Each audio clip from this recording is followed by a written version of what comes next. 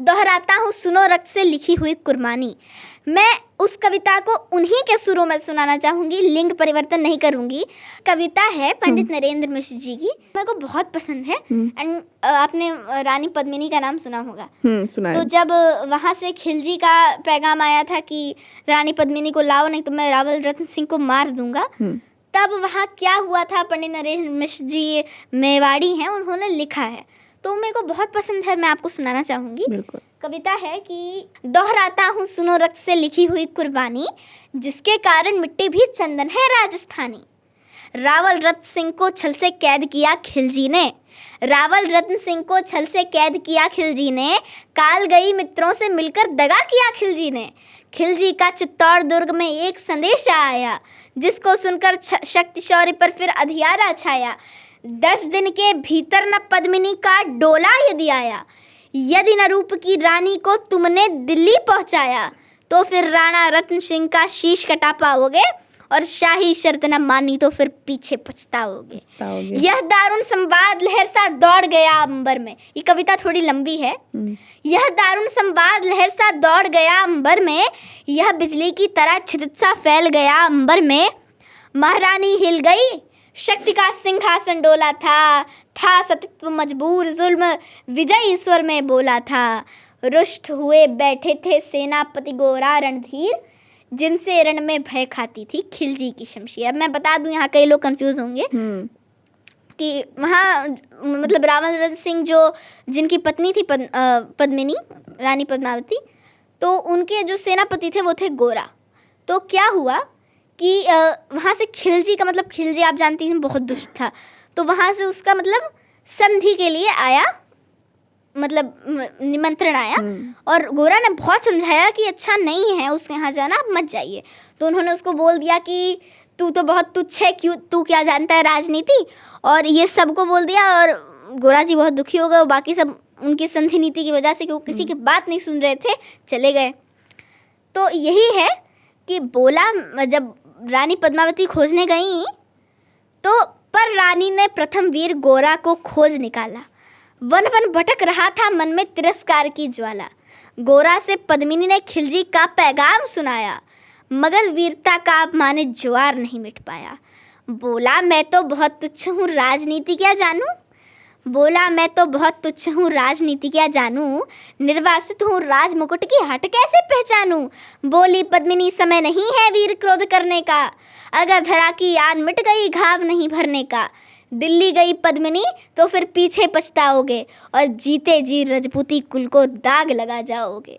राणा ने जो कहा कि आइए माफ़ करो सेनानी, और ये कह गोरा के कदमों पे झुकी पद्मिनी रानी। अब ये पंक्तियाँ कह के वो गोरा के कदमों पे झुकती हैं, तो गोरा क्या बोलता है, बहुत इंटरेस्टिंग लाइन्स है।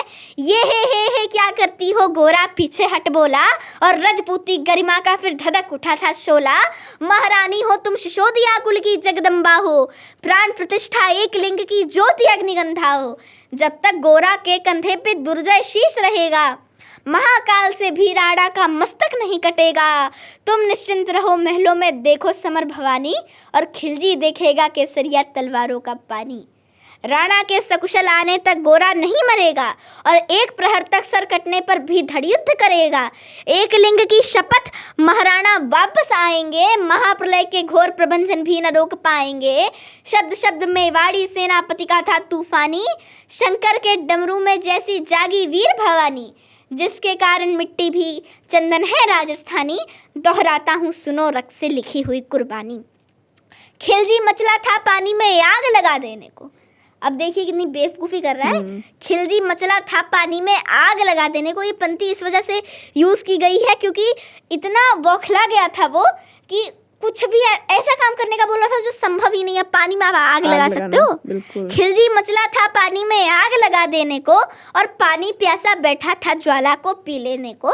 गोरा का आदेश हुआ सज गए 700 डोले, और बाकुरे बादल से गोरा सेनापति बोले, खबर भेज दो खिलजी पर पद्मिनी स्वयं आती है, अन्य 700 सखिया भी वो संग लिए आती है।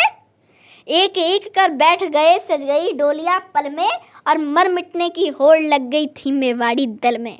हर डोली में एक वीर था 4 उठाने वाले, हर डोली में एक वीर था, 4 उठाने वाले, और 5 ही शंकर की गण की तरह समर मत वाले। बजा कूच का शंख, सैनिकों ने जयकार लगाई, और हर हर महादेव की ध्वनि से दशों दिशा लहराई। कर अंतिम प्रणाम घोड़ों पर चढ़े सुबह अभिमानी, और देशभक्त की निकल पड़े लिखने वे अमर कहानी। जिसके कारण मिट्टी भी चंदन है राजस्थानी, दोहराता हूँ सुनो रक्त से लिखी हुई कुर्बानी। अब थोड़ा सा और बचा सुनिएगा, बहुत मजेदार है।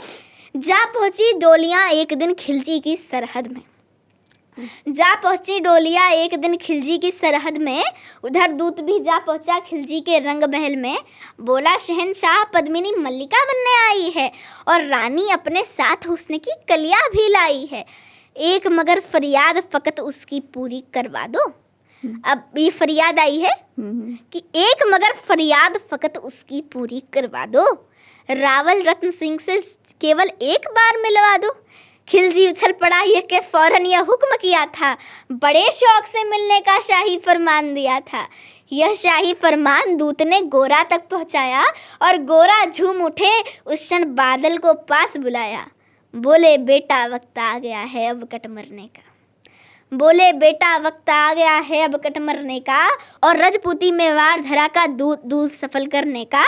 ऐसा ही होगा काका रजपूती अमर रहेगी, ऐसा ही होगा काका रजपूती अमर रहेगी, और बादल की मिट्टी में भी गौरव की गंध रहेगी।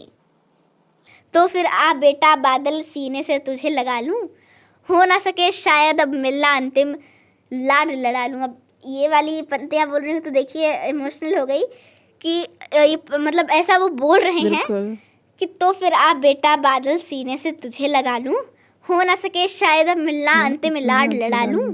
यह कह बाहों में भरकर बादल को सीने लगाया, धरती कांप उठी अंबर का अंतस मन भी भाया।